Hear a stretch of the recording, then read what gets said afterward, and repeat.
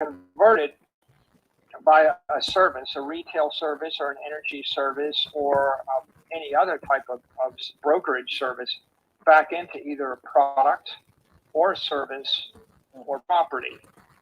And so I start with $1 million worth of electricity. I convert it into a Bitcoin.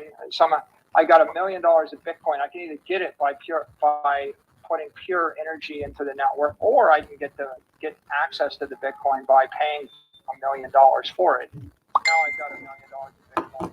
I can hold it forever. I can send it. I can break it into 10,000 parts. I can send it to 10,000 places. I can reconstruct it. And then if I run it back through an exchange, the exchange is really converting what is digital energy into political energy, which is fiat currency, the yen or the dollar or the euro. So I convert from Bitcoin to yen. I convert from yen into a product on a retail site, or I convert it into 10 people working full time, or I convert it into a building or whatever I can buy with the thing. And so in this particular case, a digital music file is just a way to more efficiently move music, and digital energy file or a Bitcoin is a more efficient way to move energy. If our civilization ends, neither file is useful, right? The Bitcoin is just a set of keys, and the digital music file is just an encrypted, set of stuff. But as long as the civilization continues, the metaphors are comparable.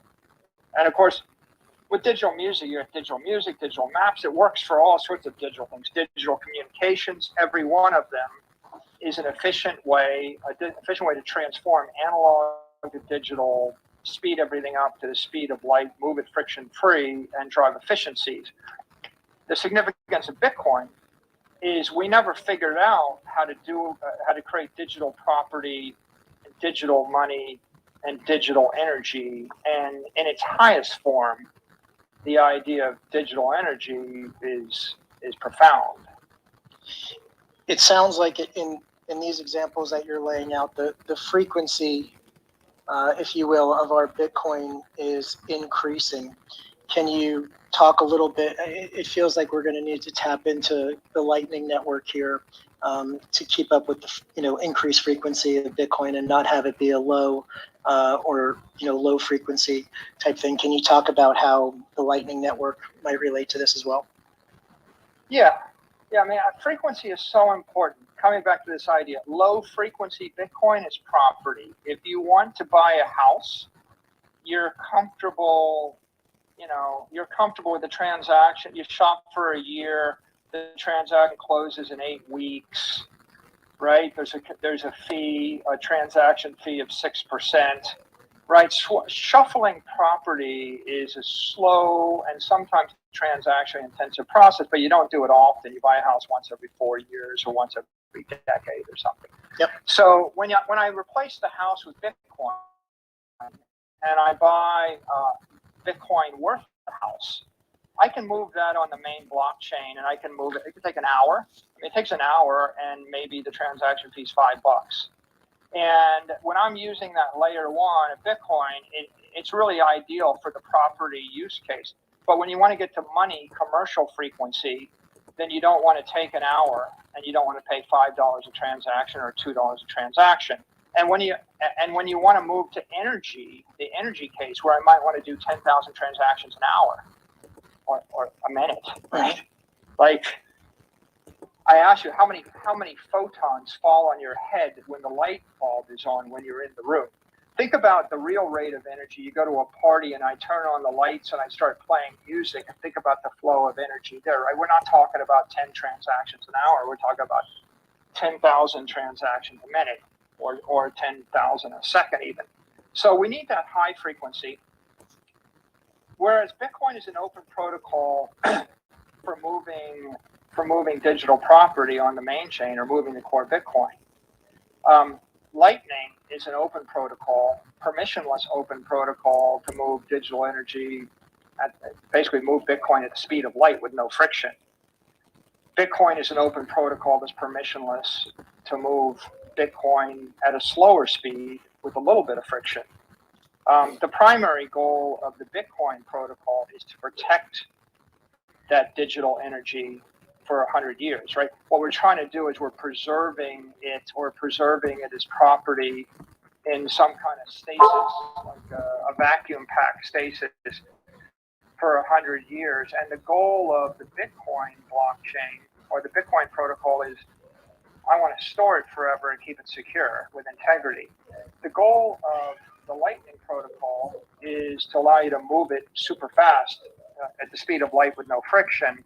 And I'm going to achieve that by decreasing the amount of energy in the network or in the channel while I'm doing that.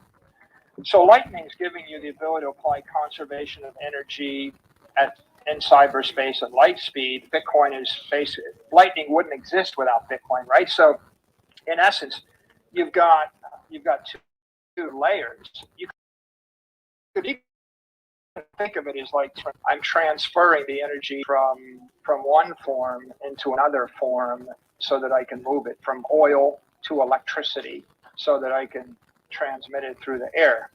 Now, the number one problem we have is we got 8 billion people. We got 25 billion computers. We have 100 million companies. And we want to synchronize them in cyberspace, and we want to synchronize them every second.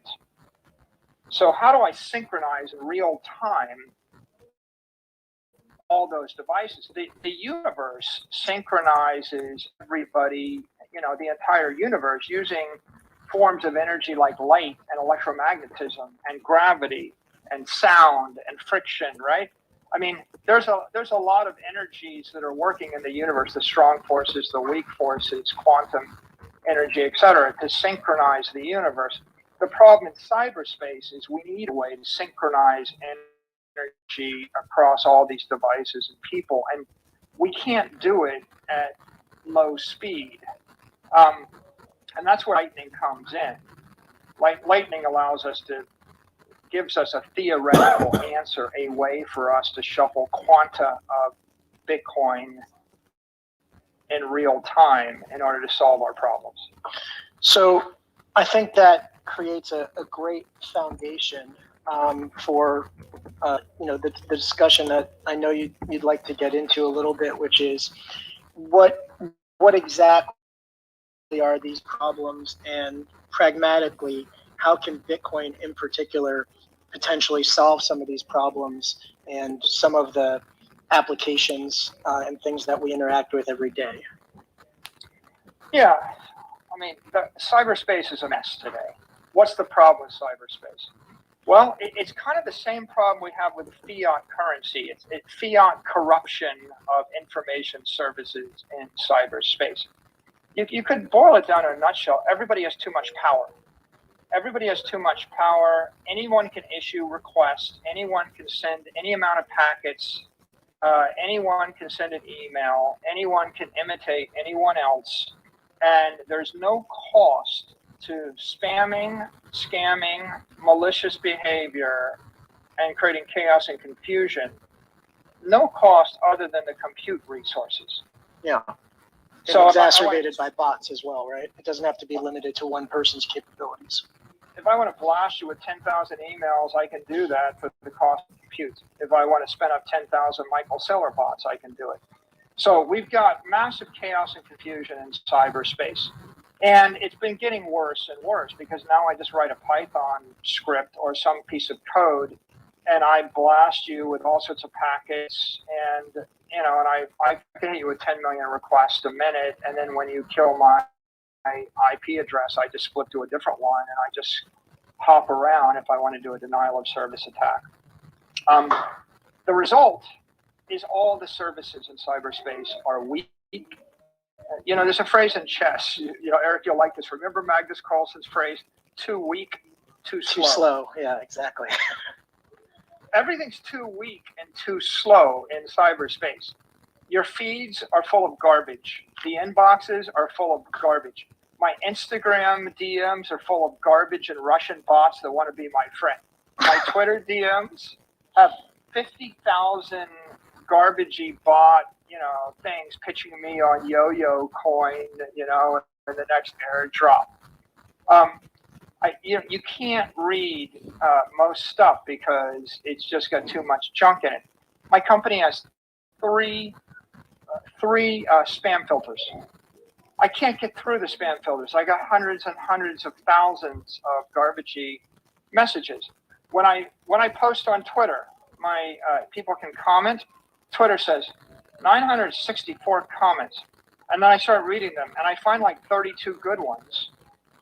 950 garbagey bot ones. What's your Twitter feed look like? Yeah, it's exactly the same. I mean, Twitter it seems like they're doing the best they can to kind of algorithmically hide some of the clearest offenders, but it kills the user experience for anybody who's following your feed or wants to comment, and it makes it so that you can't even get to the good comments.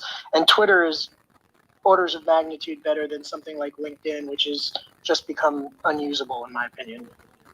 Yeah, I've given up on LinkedIn too because I just got so much junk mail that I can't get through it all. Now, the other day I looked at this, I posted this tweet to announce Spaces, and I looked at the comments. There were 35 Michael Saylor bots commenting on Michael Saylor. This is after 5 hours. And so people say, well, we'll just use AI to clean this up. But AI doesn't work. Like, it's just not working. And the reason it's not working, I mean, among other reasons, there's no economic cost or civil liability to either action or malfeasance. And this is the problem in cyberspace. Now, in real space, right, the universe solves the problem with concepts like gravity and friction and conservation of energy. Right, and if we take away friction and gravity, it's kind of hard to play a game of basketball. Right, very difficult.